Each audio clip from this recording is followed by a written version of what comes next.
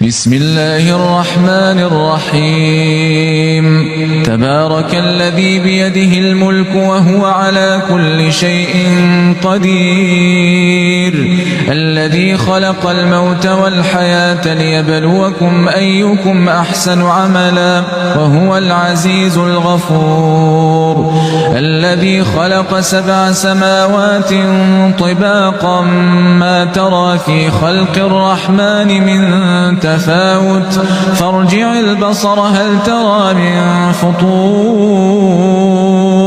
ثم ارجع البصر كرتين ينقلب إليك البصر خاسئا وهو حسير ولقد زينا السماء الدنيا بمصابيح وجعلناها رجوما للشياطين